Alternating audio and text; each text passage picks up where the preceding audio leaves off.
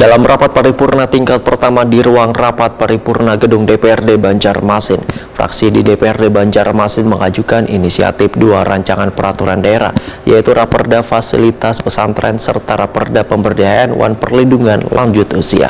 Sehingga melalui Raperda ini maka pemerintah daerah dibolehkan mendukung atau memberikan bantuan di pesantren dengan anggaran daerah.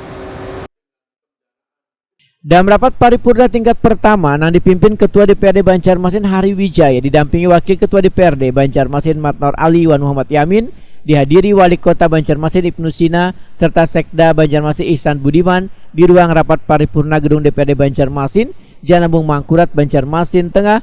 Fraksi DPRD Banjarmasin mengajukan inisiatif 2 rancangan peraturan daerah, yaitu Raperda Fasilitasi Pesantren serta Raperda Pemberdayaan wan Perlindungan Lanjut Usia.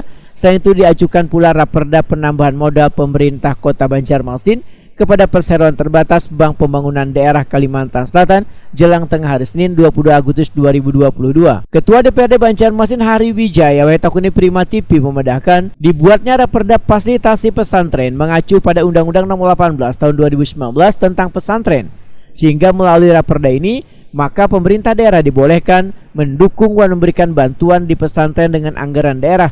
Politisi Partai Amanat Nasional ini menyatakan bila pansus ketiga Raperda tersebut sudah dibentuk, panitia khusus yang diharapkan bisa secepatnya merampungkan pembahasan. Kalau lansia dan fasilitasi pesantren ini sudah kurang lebih 2 tahun yang memang apa istilahnya tuh gagal untuk kita tindak lanjuti karena pertimbangan kemarin masih keadaannya COVID dan menurut kita memang harus itu kita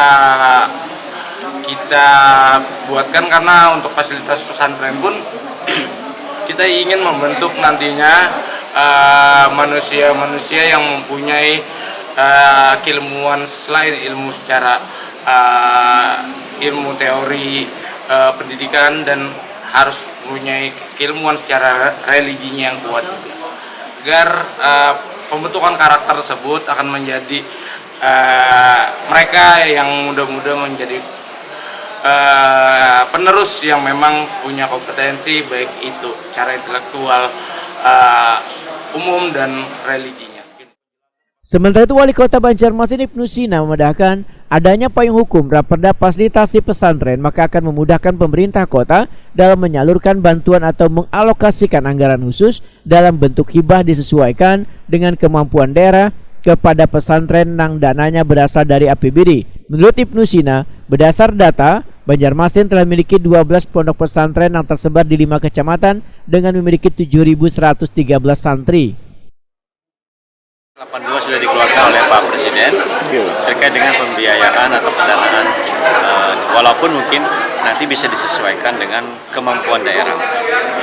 Artinya ini ada payungnya, alokasinya mungkin tidak seperti dinas pendidikan yang memang sudah kewajiban dasar kita, tapi karena ini inisiatif dari masyarakat, seringkali kan pemerintah kota ingin memberikan hibah atau memberikan ketika ada aspirasi dari para pesantren ingin dibantu, nah kita kan kesulitan untuk memberikan bantuan. Nah, oleh karena itu dengan adanya peraturan daerah ini, paling tidak ini nanti kalau sudah selesai, ya pemerintah kota bisa mengalokasikan paling tidak memberikan bantuan kepada pondok pesantren, ya tidak bisa banyak sedikit, tidak bisa sedikit banyak. Termasuk pembangunan gedungnya? Termasuk, ya termasuk.